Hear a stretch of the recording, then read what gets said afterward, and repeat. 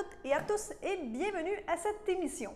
Chloé Lemont à l'animation aujourd'hui pour l'émission cette semaine dans d'Entrée. Durant cette émission, nous reviendrons sur des nouvelles marquantes de la dernière semaine. Notre actualité cette semaine, la séance du conseil municipal de Saint-Ignace s'est tenue la semaine passée, soit le 1er juin. Nous vous présentons donc un extrait de cette séance. Les différents conseils municipaux se sont rencontrés cette semaine. C'est le cas notamment de Lanoraie et de Berthierville. Lors d'une conférence de presse, François Legault, le premier ministre, a annoncé que la région de Lanaudière, entre autres, passerait en zone jaune à compter du 14 juin. Le comité régional pour la valorisation de l'éducation a annoncé lors d'une conférence de presse que le renouvellement de l'entente sectorielle en persévérance scolaire et réussite éducative. Donc, ils ont annoncé le renouvellement de cette entente. Nous avons rencontré l'artiste en résidence sonore à la chapelle des Cuthberts pour le mois de juin.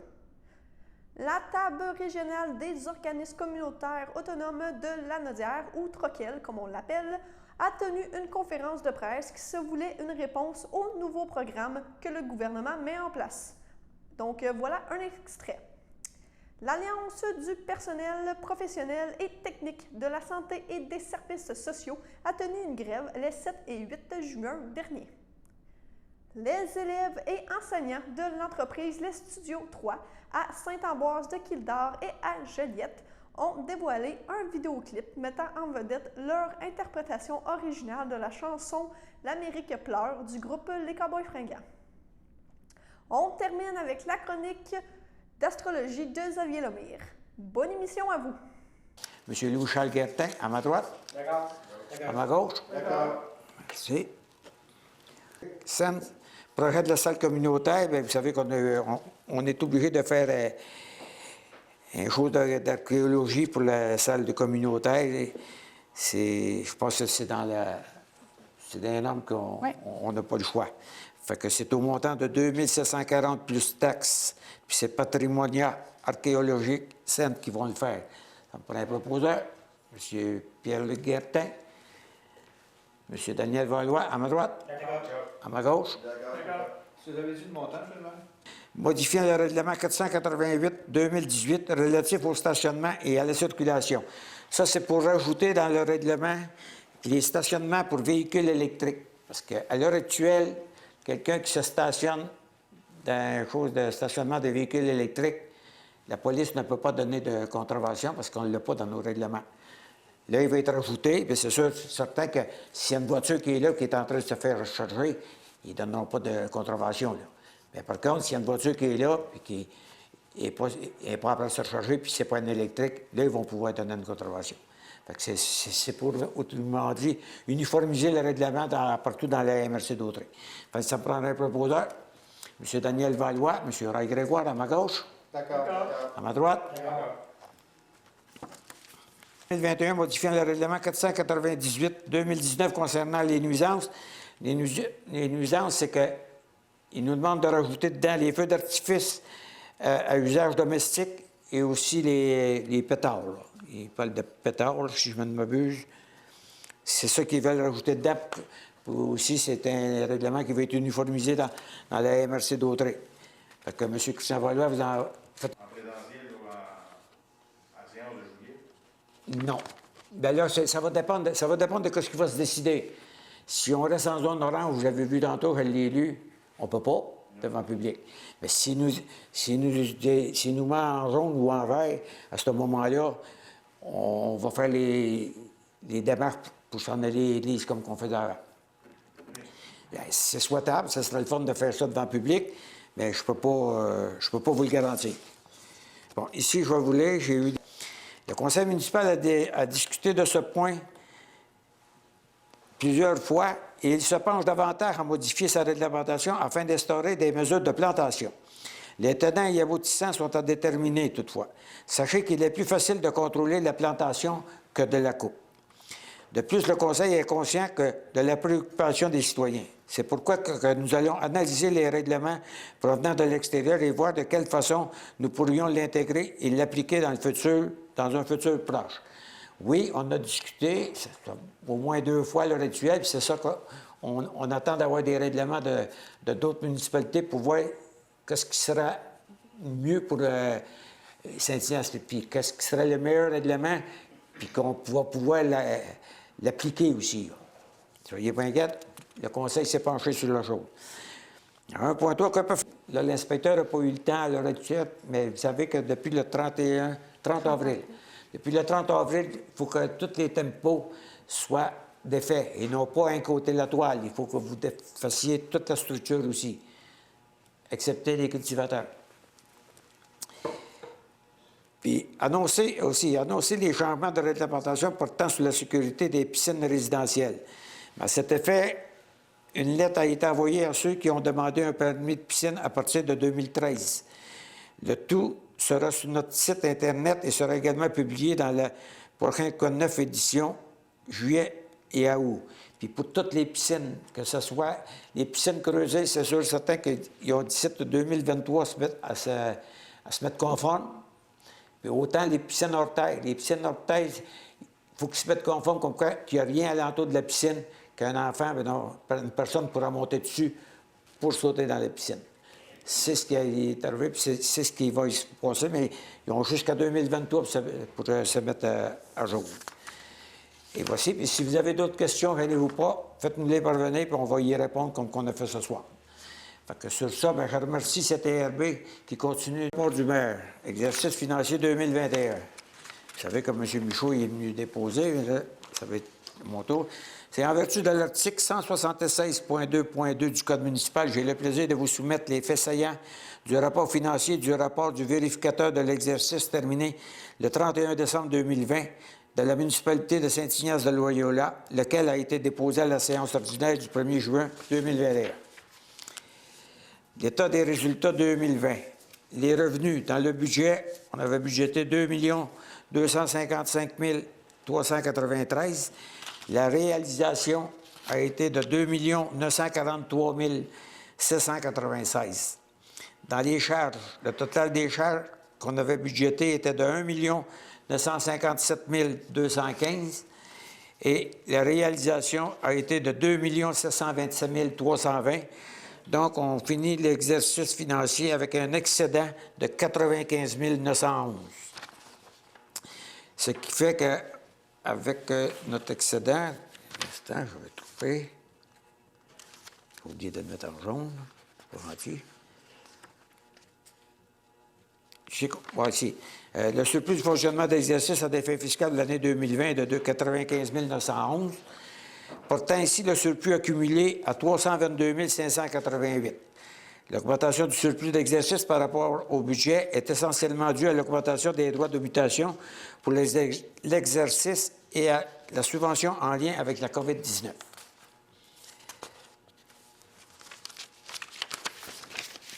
Ici aussi, le rapport de la commission municipale est présentement disponible sur notre site Internet et aux archives de la municipalité de Saint-Ignace-de-Loyola. En conclusion, en terminant, je tiens à remercier tous les membres du conseil municipal, soit M. Roy Grégoire, district numéro 1, M. Pierre-Luc Guertin, district numéro 2, M. Christian Valois, district numéro 4, district numéro 3, M. Daniel Valois, district numéro 4, M. Gilles Courchaine, district numéro 5 et M. Louis-Charles Guertin, district numéro 6, pour tout le temps investi et le travail accompli. En remerciant notre directrice générale, Mme Mélanie Messier, et notre directrice générale adjointe, Mme Roxane Lemain, je tiens à adresser mes salutations les meilleures à tout le personnel de la municipalité de Saint-Ignace-de-Loyola. La prochaine année s'annonce remplie et je compte sur vous, votre habituelle ardeur, pour nous permettre de relever les défis qui nous attendent. Et voilà, c'est signé en mon nom. Ça me prendrait un proposeur le rapport du maire, M. Pierre-Luc Guertin, M. Louis-Charles Guertin, à ma droite. D'accord. À ma gauche. D'accord. Merci beaucoup. Concernant les travaux d'urgence de réfection d'une traverse de rue en face du 621 rang Saint-Isidore. Vous savez, la rue, elle a été fermée pendant 2 jours parce que vraiment, ça a défoncé. Le tuyau qui est en dessous, il était défoncé, mais là, tout a suivi. En dessous, parce qu'il y avait un vide, fait que tout a suivi. Fait que là, quand j'ai su que les tuyaux, on ne les aurait pas avant le 1er juillet, Fait que là, j'ai demandé qu'on fasse une réparation d'urgence, une réparation temporaire. J'ai assisté aux travaux et la réparation temporaire, elle a été faite. Puis je vous le dis, ça a été bien fait, puis c'est solide. Donc, lorsque là, on va avoir les tuyaux, c'est sûr qu'il va probablement avoir encore une fermeture de la rue pour au moins, on prévoit 2 jours, mais ça se pourrait que ça s'étire. C'est selon comment est-ce que ça va aller. Mais on espère que ça ne prenne pas trop de temps pour que... Puis aussi, Mme Valade, elle a été avisée que sa chose, il faut qu'elle l'enlève. Elle n'aura pas bien le choix parce qu'on va passer vraiment bien proche, puis il faut qu'elle l'enlève parce que je pense qu'elle est déjà sur le tuyau à l'heure actuelle. La fosse septique, vous voulez dire? Non, la fosse septique, ça se peut qu'on soit obligé de l'ôter, mais c'est pas sûr. Mais si on est obligé de l'enlever, on va l'enlever, mais un coup qu'on va avoir passé le tuyau, on va la remettre. Mais c'est surtout son solarium. Son solarium, il va falloir qu'elle l'enlève, mais elle ne pourra plus le réinstaller après. La seule chose qu'elle nous a demandé, elle va-tu pouvoir se faire un petit perron? Ça, on a dit oui, parce que il y a une porte de sortie qui est là. On a dit oui, parce qu'un petit perron, s'il s'agit des mesures, des réparations d'urgence que je ne pense pas qu'on va avoir, parce que les tuyaux qui vont être là, d'après moi, ils vont être bons pour... nous autres, on ne verra pas à la fin. Mais un petit perron, ça s'enlève bien après, puis ça se refait. Fait qu'il ne devrait pas avoir de problème. Fait que ça te prend-tu une résolution? Alors, lors du mois de mai, nous avons tenu 2 séances extraordinaires, soit le 6 et le 25 mai. Alors, lors de la séance du 6 mai, nous avons autorisé l'embauche de 2 monitrices pour le camp de jour suite à des désistements, soit Mme Camille Roch et Mme Jeanne Ouimette, en plus de changer le titre d'emploi de Mme Valérie Loyer comme monitrice au lieu d'accompagnatrice. Et nous avons de plus, lors de cette séance extraordinaire, adopté le règlement 960 sur la gestion contractuelle, règlement qui modifie les règles de passation et de gestion des contrats.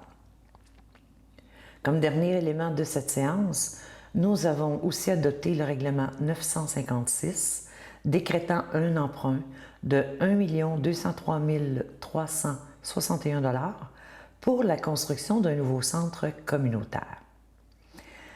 Quant à la séance extraordinaire du 25 mai, elle avait pour objet l'octroi du contrat pour la construction du centre communautaire auprès des entreprises Baillargeon et Coulombe Incorporées au montant de 972 512, incluant les taxes telles que détaillées au devis.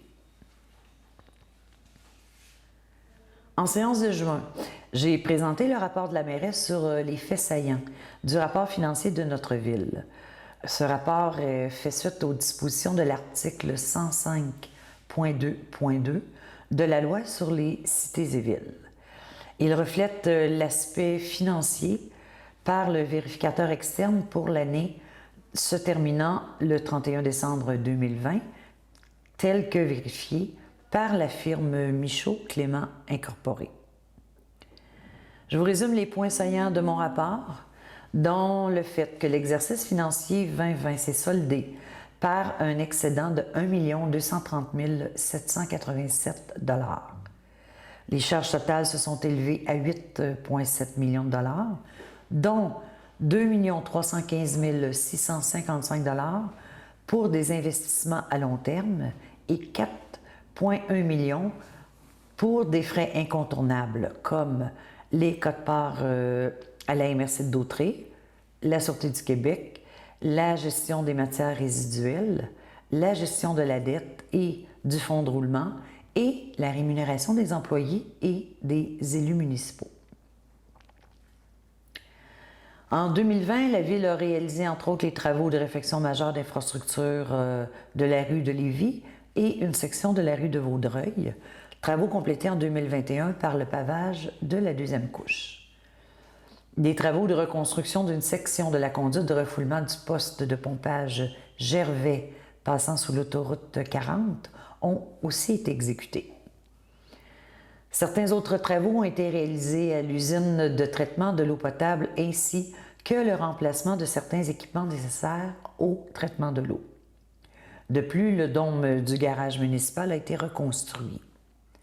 Nous avons aussi procédé à l'aménagement d'une aire de jeu d'eau à proximité de la piscine municipale.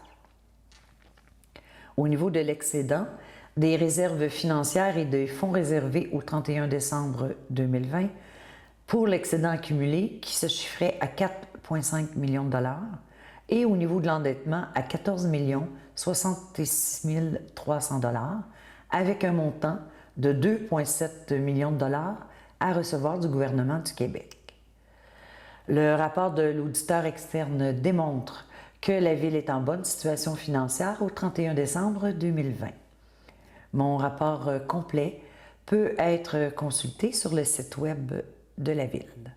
Pour les élections municipales du 7 novembre 2021, nous avons par résolution permis à toute personne qui est inscrite comme électrice ou électeur sur la liste électorale et qui est âgée de 70 ans et plus le jour fixé du scrutin, qu'elle puisse voter par correspondance pour l'élection et pour les recommencements qui pourraient en découler si elle en fait la demande. Nous transmettons donc cette résolution à la ministre des Affaires municipales et de l'Habitation ainsi qu'au directeur général des élections. Maintenant, prenant en considération qu'en 2022, nous fêterons le 350e anniversaire de constitution de notre ville, que l'auteur, M. Claude Sauvageau, est à écrire un livre qui sera intitulé « 350 ans dans la vie des Berthollet ». Nous avons donc autorisé un déboursé de 1 000 $ à titre de participation à la publication de ce livre. La publication du volume est prévue pour l'automne 2021. Nous avons de plus autorisé l'ouverture de la piscine municipale du 25 juin au 15 août tous les jours de la semaine et du 20 au 29 août, du vendredi au dimanche inclusivement. Nous avons mandaté le service des loisirs pour l'application des mesures sanitaires et des consignes imposées, de limiter le bain libre aux citoyens de Berthierville en raison de la capacité maximale de baigneurs à respecter et à offrir divers types de cours pour différents groupes de jeunes.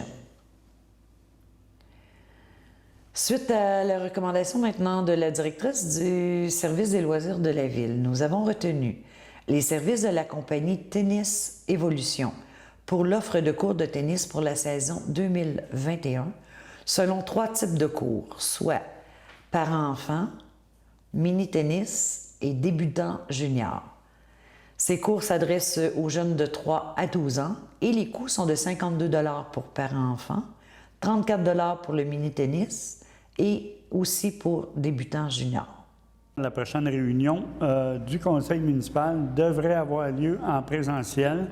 Là, nous sommes présentement en train de faire une investigation auprès de l'Église, auprès de la fabrique, pour voir si on ne pourrait pas avoir l'Église pour faire la prochaine séance, puisque normalement, lorsqu'on n'a pas l'hôtel de ville, on va aller à Jean Bourdon, mais là, présentement, Jean Bourdon, pour l'été, est pris par le camp de jour.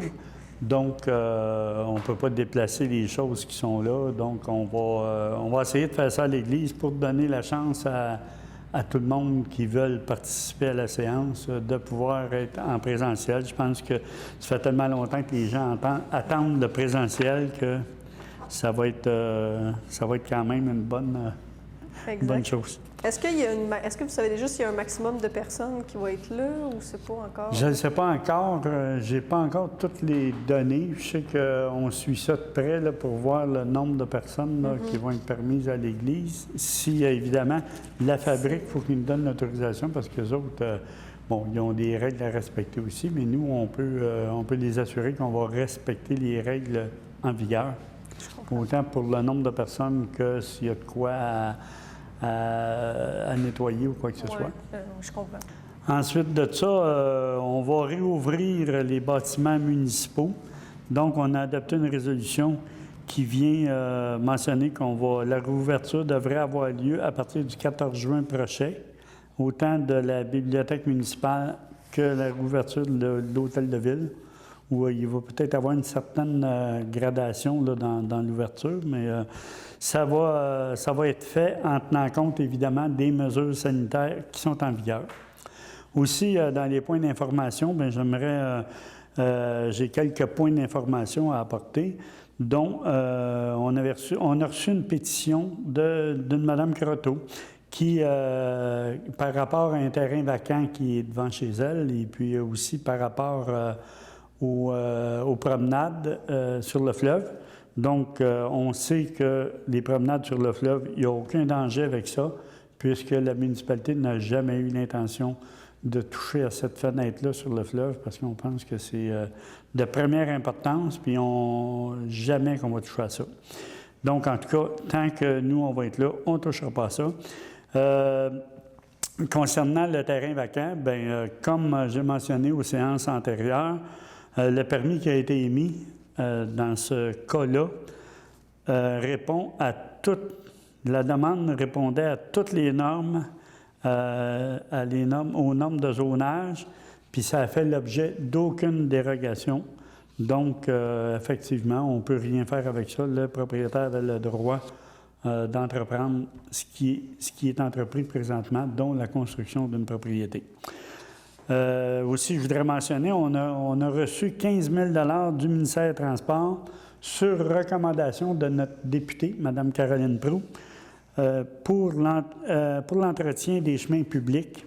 Puis, ça n'a pas de rapport avec ce que j'avais annoncé antérieurement. On a eu une subvention de 1,1, 1,2 millions maximum là, pour le rang Saint-Henri.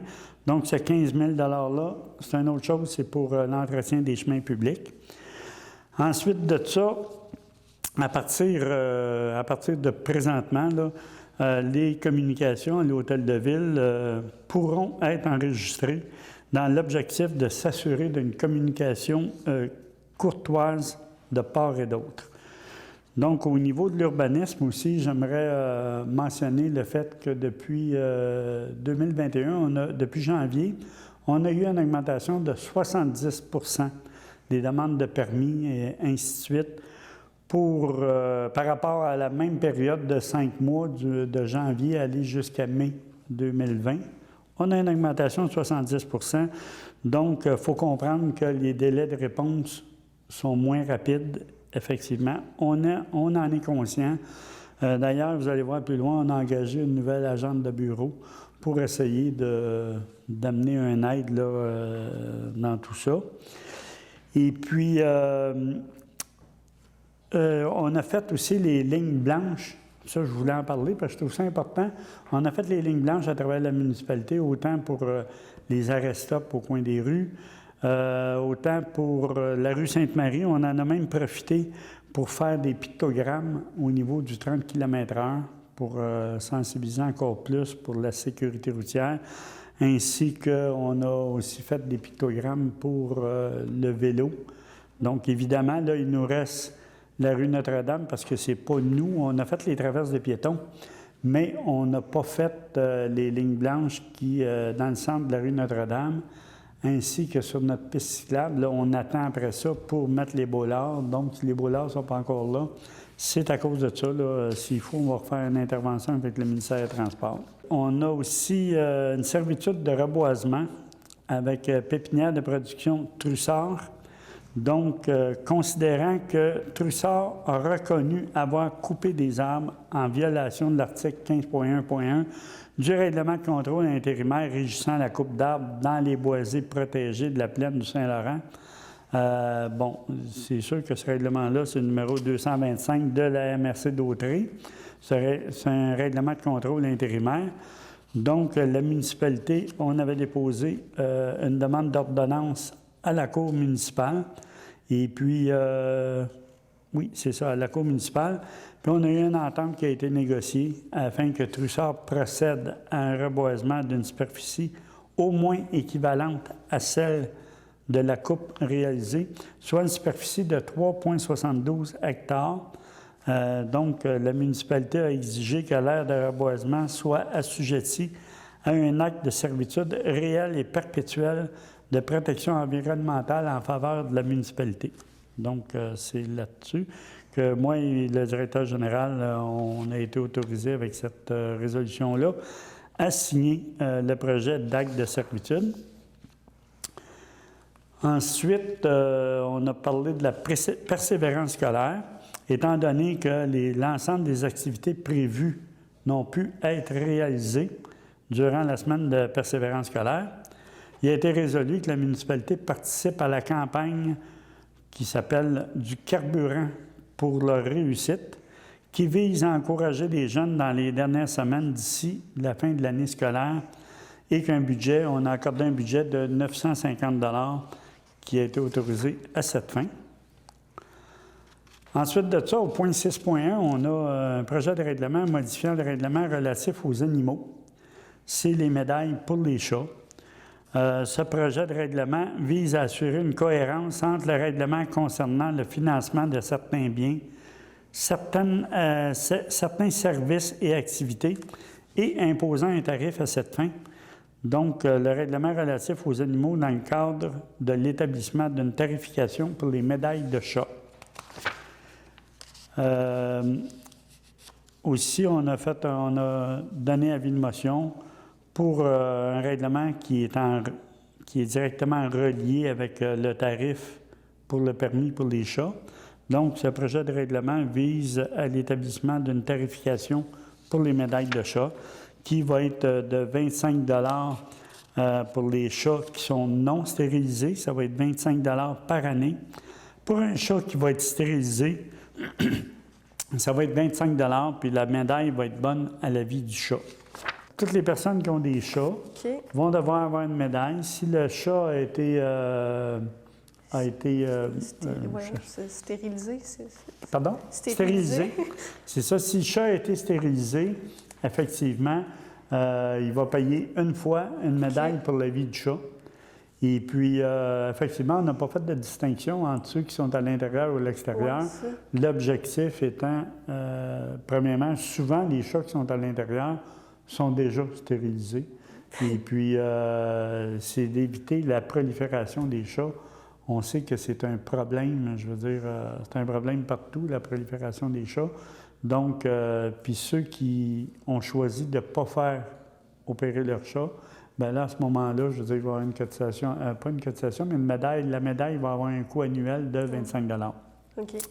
Évidemment, ceux qui veulent faire opérer leur chat, bien à ce moment-là, je pense que les gens, ils ont avantage à s'informer au CAFO canin pour voir où est-ce que ça coûte moins cher, puis possiblement qu'il va avoir d'organiser, puis je ne sais pas, là, c'est le CAFO canin qui va organiser ça, mais des campagnes de stérilisation pour les chats, où c'est que c'est moins dispendieux. On a donné un avis de motion concernant la modification du règlement relatif au stationnement. Ce projet de règlement vise à réserver des cases de stationnement pour les bornes de recharge pour les véhicules électriques. Évidemment, on sait qu'ils ne sont pas encore en fonction, en tout cas, ils ne l'étaient pas hier, mais on a des communications avec Hydro-Québec parce que là, ça fait pratiquement un mois qu'ils sont installés et puis que Hydro-Québec, bon, ils ont trouvé toutes sortes de petites choses, là, puis à un moment donné, il y a un manque de communication, on ne nous avait pas informés, puis on a eu des communications avec eux, ça devrait se régler dans les plus brefs délais. On a aussi une résolution qui donne un budget de 11 500 $ taxe nette qui est pris à même le surplus de l'année en cours pour réaliser une étude de caractérisation environnementale dans le cadre des travaux de réfection du quai municipal. C'est la partie en bois qu'on doit refaire ou amener une certaine réfection. Ensuite de ça, nous avons autorisé EMS, qui est une firme d'ingénierie, à déposer en notre nom des demandes de certificat d'autorisation auprès des instances suivantes. C'est pour le quai, toujours. Donc, auprès du ministère de l'Environnement et de la lutte contre les changements climatiques, auprès du ministère des Forêts, de la Faune et des Parcs, auprès de Pêche et Océans Canada et de Transport Canada. Donc, on a autorisé de prendre ce montant-là, qui est de 2 719,36 $, à même le surplus accumulé de l'année en cours.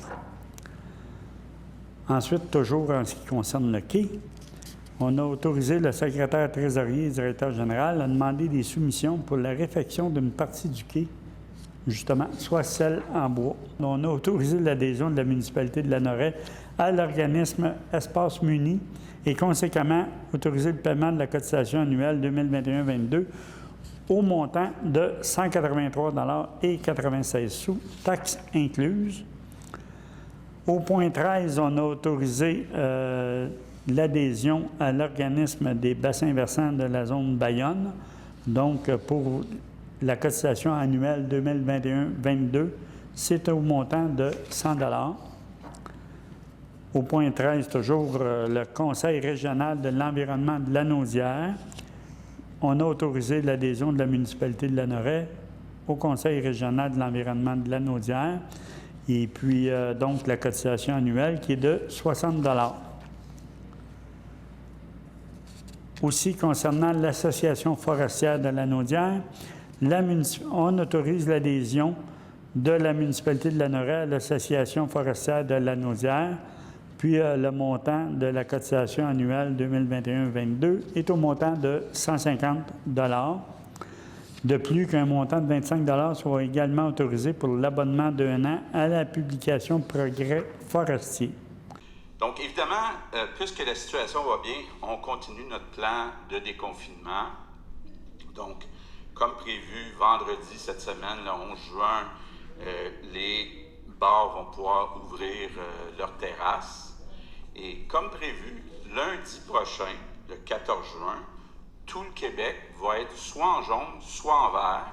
Donc, on avait déjà en jaune le Saguenay-Lac-Saint-Jean, la Mauricie, le centre du Québec et l'est du Bas-Saint-Laurent. On ajoute Montréal, Capitale-Nationale, Laval, Montérégie, Laurentides, Lanaudière, Estrie, Outaouais et tout le Bas-Saint-Laurent. Donc, toutes ces régions vont être en jaune. Ça veut dire quoi? Ça veut dire qu'enfin, à partir de lundi prochain, on va pouvoir rencontrer dans une maison les personnes qui habitent dans une autre résidence.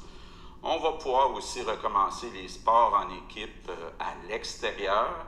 Et les bars, à partir de lundi, donc, vont pouvoir rouvrir, incluant à l'intérieur. Autre chose qu'on a annoncé hier rapidement avec la canicule, la santé publique a accepté que les enfants dans les écoles puissent ne pas porter de masque dans les classes. Par contre, c'est important de le préciser, dans les espaces communs et dans les autobus scolaires, il faut continuer de porter le masque. Bon, maintenant, gros sujet dont on a beaucoup parlé au cours des dernières semaines, les balles. Donc, ce qu'on propose, c'est de dire, bon, d'abord, la remise des diplômes avec les parents va pouvoir se faire en respectant les consignes de distanciation dans les écoles, même en dehors des heures régulières. Pour ce qui est du bal comme tel, le party, ce qu'on a convenu avec la santé publique, c'est de dire la majorité des jeunes devraient avoir reçu une dose d'ici le 24 juin. Bon, comme on l'a souvent dit, ça prend 2 semaines pour avoir plein effet. Donc, à partir du 8 juillet, on pourrait avoir des balles à l'extérieur, mais avec des chapiteaux, puis des vraies balles. Ça veut dire rapprochement de toutes sortes permis. Donc, bon bal à partir du 8 juin.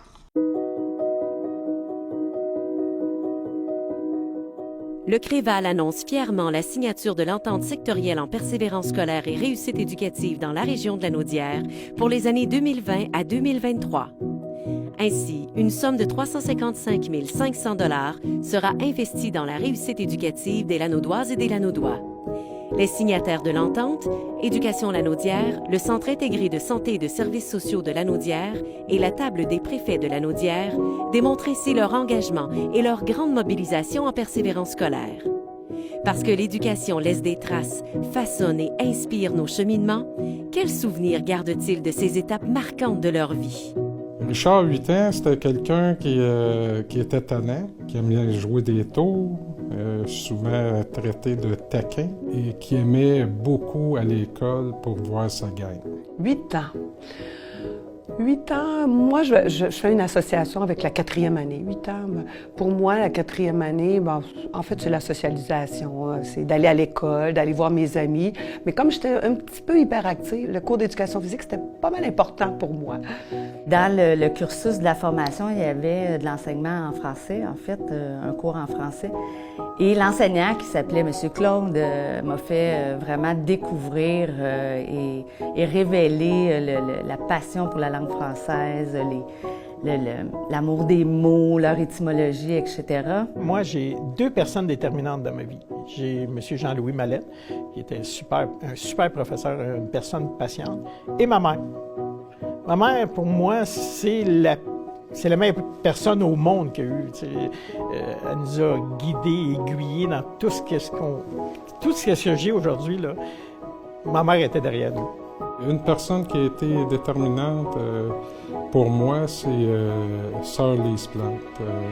C'est une enseignante en français qui m'a donné vraiment le goût. Moi, je suis un gars de mathématiques, je suis un gars de logique, qui m'a donné vraiment le goût de lire. Pour le CIS, puis également pour la direction de santé publique, mais plusieurs autres directions du CIS croient beaucoup à la réussite éducative. La réussite éducative va au-delà de la réussite scolaire. C'est un engagement de société qui implique plusieurs partenaires de plusieurs secteurs, autant le réseau de l'éducation que le réseau de la santé, mais aussi les organismes communautaires, le réseau également municipal. L'éducation donne un éventail de choix aux citoyens, jeunes et moins jeunes, afin de leur permettre de s'épanouir et de se réaliser dans leur vie. Pour la table des préfets, l'entente sectorielle, c'est que ça nous unit tous ensemble pour nos jeunes. Le financement obtenu grâce à cette entente sectorielle, additionné à celui provenant des fonds du ministère de l'Éducation et du milieu des affaires, dont font partie Bridgestone Canada, Usine de Joliette et Desjardins, permettront de consolider l'ensemble des actions du CREVAL. Soyons fiers de cette mobilisation régionale. Restons à l'écoute de nos jeunes, de nos adultes en formation, de ceux qui les accompagnent au quotidien. Gardons le cap vers le développement de leur potentiel, le maintien de leur motivation.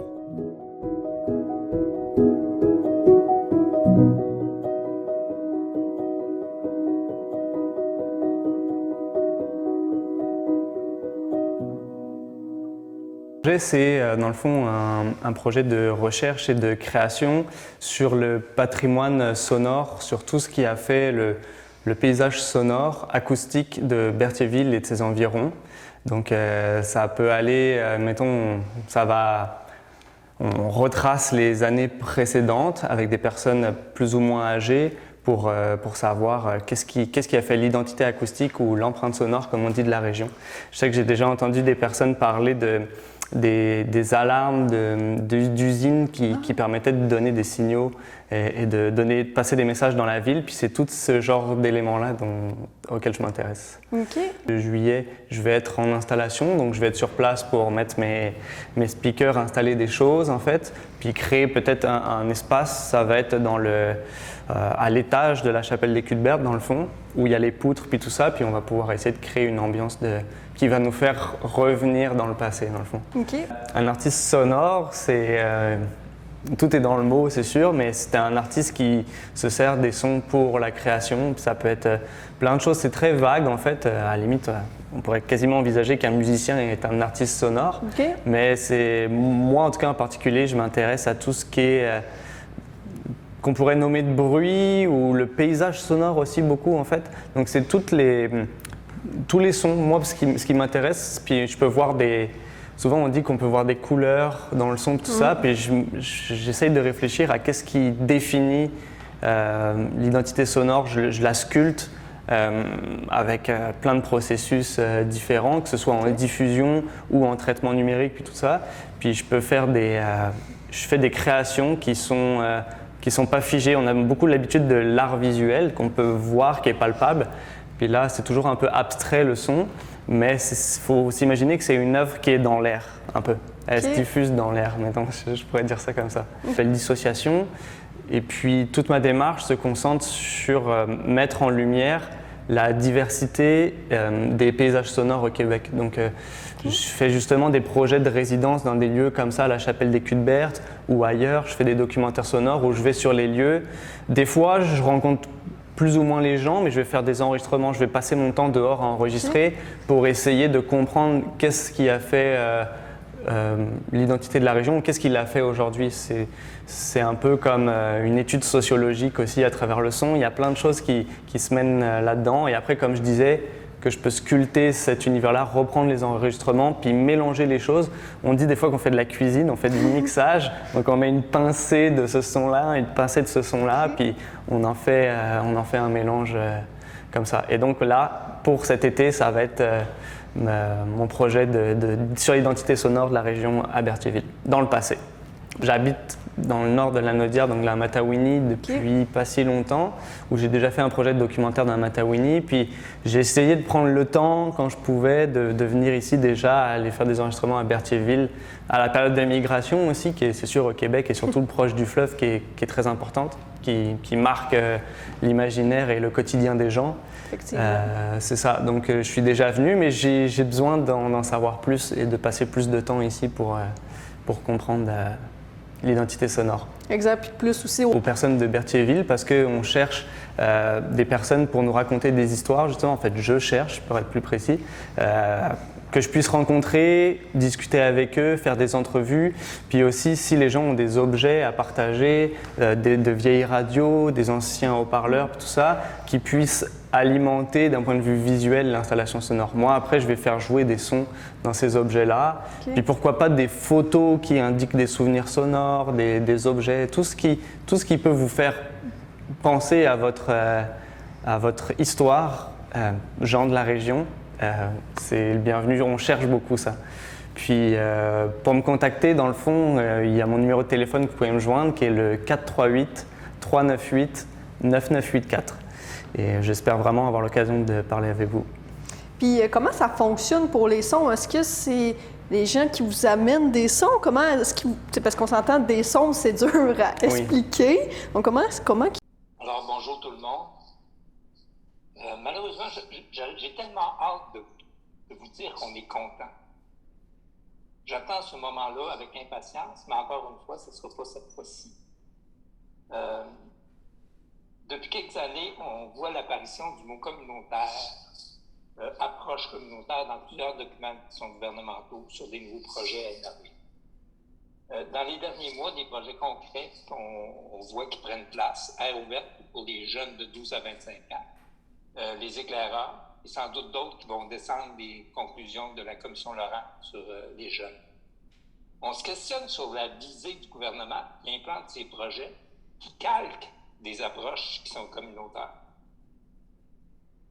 C'est là qu'on se demande, reconnaissez-vous notre expertise pour vrai ou si vous faites simplement la dédoubler là, par ces choses-là? Je comprends que pendant la pandémie, entre autres, on disait qu'on était donc indispensable. Puis là, on nous envoie on nous parachute dans le fond des projets qui sont calqués sur le communautaire. Il y a une chose que vous ne pourrez jamais calquer, c'est l'enracinement dans le milieu. Puis on trouve que c'est comme un vol d'expertise sans reconnaissance, alors que ça fait des années qu'on demande du financement pour exercer pleinement nos missions. Ce que ça me fait penser, puis ça, c'est pas la première fois, puis c'est pas juste le gouvernement actuel, c'est que on a l'impression que ces projets-là, ou ces nouvelles patentes-là, sont pensés dans des bureaux lointains, à Montréal, à Québec, mais que les gens ne viennent pas dans les régions, sur le terrain, pour voir qu'est-ce qui s'y fait vraiment. Depuis 25 ans, on revendique, dans le fond, un rehaussement marqué du financement de façon récurrente pour les organismes communautaires autonomes. Puis là, actuellement, on voit des sommes importantes qui sont dévolues à des projets autres, qui calquent à quelque part, qui calquent un peu notre manière d'être, notre manière de faire, mais sans l'enracinement dans la communauté. Moi, je dis toujours que c'est là où se vivent les problèmes que se développent les meilleures solutions. Et c'est ça que le peuple, c'est ça que les communautés ont fait. Ils ont identifié des problèmes, ils ont mis en place des structures qui leur ressemblent, qui correspondent à leurs besoins.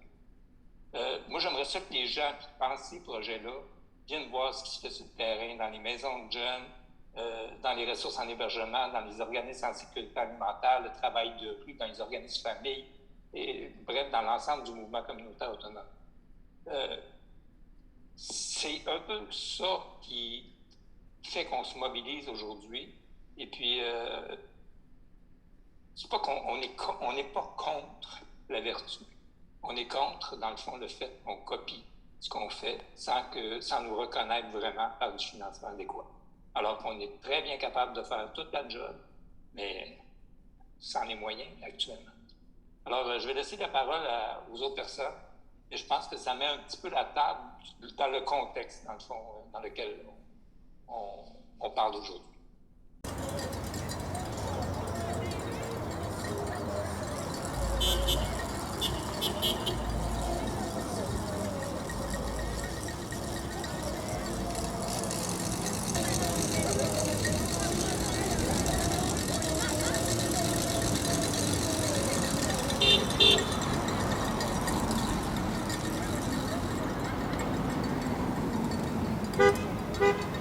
Donc, le Carrefour Jeunesse Emploi, on est un organisme qui somme sur deux MRC, la MRC d'Autrey et la MRC de Joliette.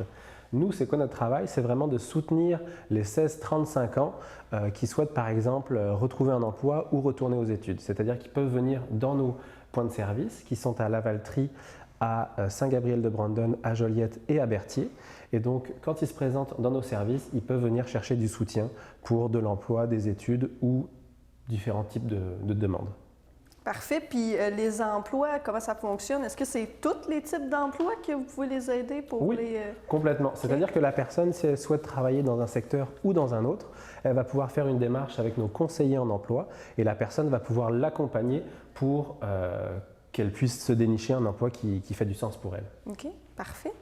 Parfait. Puis là, vous avez un nouveau projet qui s'appelle Expédition 12. Oui. Donc, pouvez-vous me parler un peu de c'est quoi ce projet-là? Oui, donc Expédition 12, en fait, c'est un projet qui est en collaboration avec Service Québec et le Centre multiservice des Samars.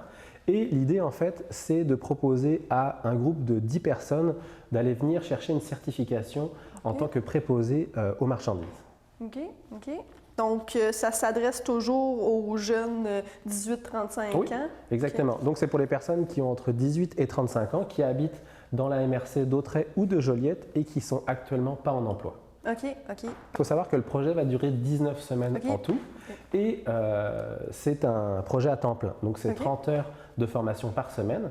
Il faut savoir que dans les 3 premières semaines, ça va être beaucoup des ateliers. Donc, des ateliers autant sur la connaissance de soi, du milieu du travail, mais aussi des ateliers un petit peu plus spécialisés sur le travail de préposé aux marchandises.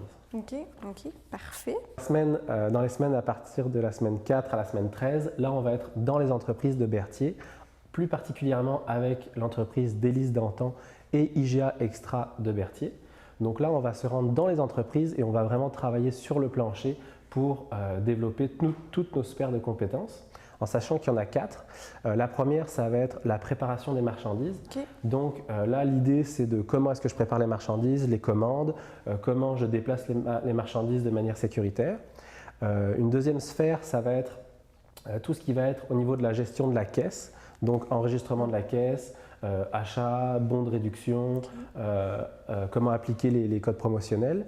Il va aussi y avoir un lien avec le service à la clientèle.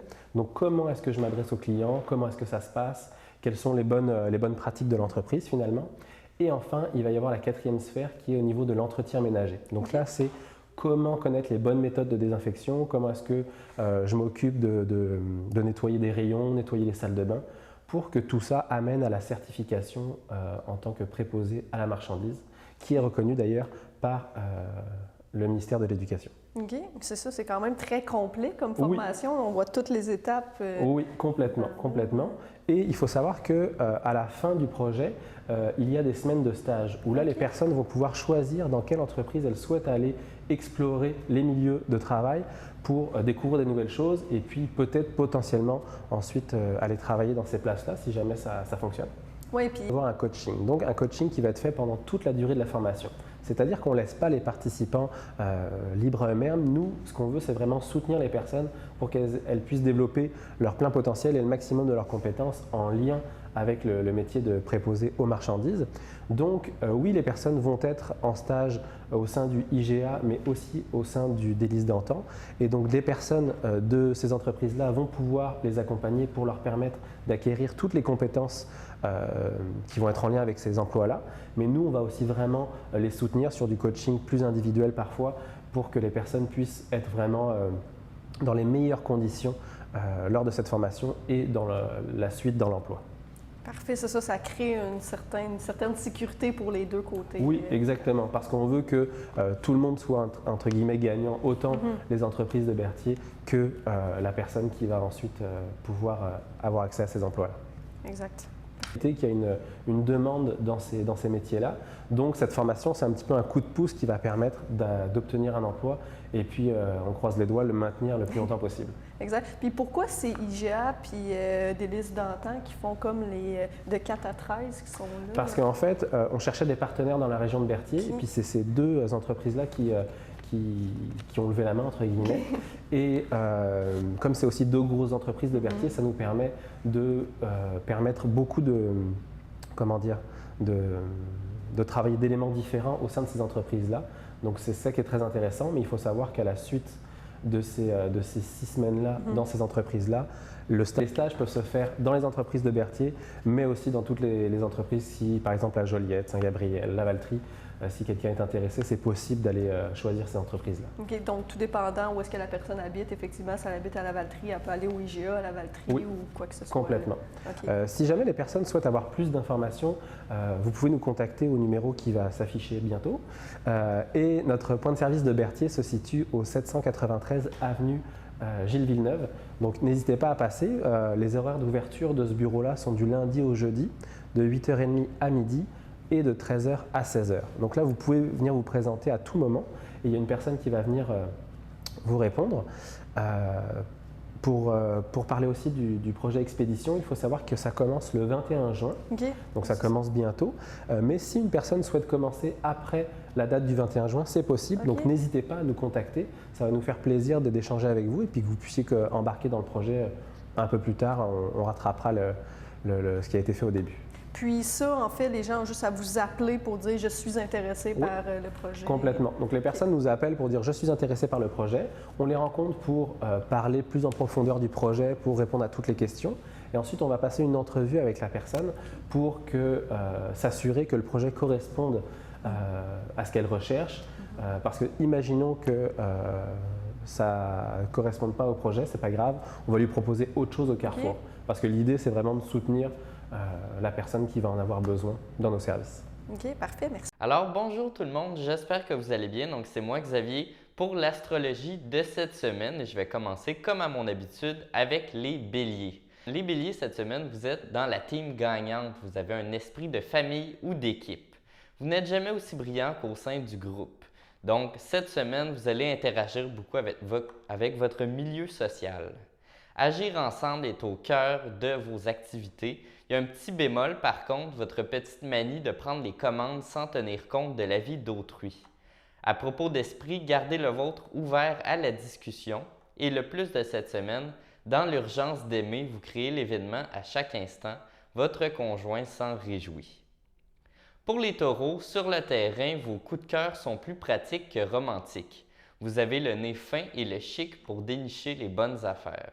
Une opportunité financière ici, une piste sympa à creuser là, et ça facilite votre existence, ces petits coups de pouce au niveau des finances. Côté professionnel, votre bon sens simplifie la tâche et accélère la réalisation de vos projets. Le plus pour cette semaine, votre trajectoire force l'admiration, elle vous permet aussi d'étendre votre notoriété. Pour les Gémeaux, vous êtes sous le charme, talent, séduction et humour. Ces trois choses qui vont s'allier avec un naturel aussi déconcertant que désarmant chez vous. Votre secret, la confiance en vous, dans la vie et l'art d'apparaître au bon moment, au bon endroit. Cette semaine, Mercure vous aide à décrocher une promotion inespérée. Et le plus, même popularité empochée sur le plan affectif, vos fans sont nombreux, vous êtes leur priorité, donc vous avez vraiment du succès dans vos relations interpersonnelles. Pour le signe du Cancer, stupeur et tremblement, il y a du mouvement dans les amours et ça, c'est causé par le duo Vénus-Jupiter qui vous promet le grand frisson et une histoire possiblement durable en amour. En couple, on se redécouvre avec plaisir et désir. Et côté professionnel, ça va un peu moins bien. Vous êtes déçu par l'absence de réponse ou de résultats. Le plus de cette semaine, les énergies jupitériennes vous aident à garder le moral et tenir la forme. Vous êtes invincible. Pour les lions, Mercure vous donne la parole. Prenez-la pour faire des propositions plutôt que des reproches. Suggérez des solutions, des améliorations ou des changements. Si vous avez le béguin pour quelqu'un, exprimez votre désir, votre attachement si vous êtes en couple. Le plus de cette semaine, votre talent tout feu, tout flamme tombe à pic pour remotiver les esprits et booster vos activités. Pour le signe du Vierge, entre audace et prudence, vous épatez par votre sens de l'équilibre. Les risques sont limités car calculés au plus près. De fait, on vous suit les yeux fermés, certains d'arriver à bon port malgré les aléas de votre vie. Même dosage minutieux côté cœur, on s'aime sincèrement mais sans s'envahir. Le plus, si vous êtes célibataire, Vénus vous propose d'autres versions de rencontres et de séduction. C'est à tester pour en mesurer les effets positifs ou négatifs. Pour les signes des balances, Mercure vous plonge dans la confiance côté professionnel par une alliance en or et un projet béton. En amour, vous vous rassemblez autour d'un projet ambitieux qui vous tient à cœur tous les deux.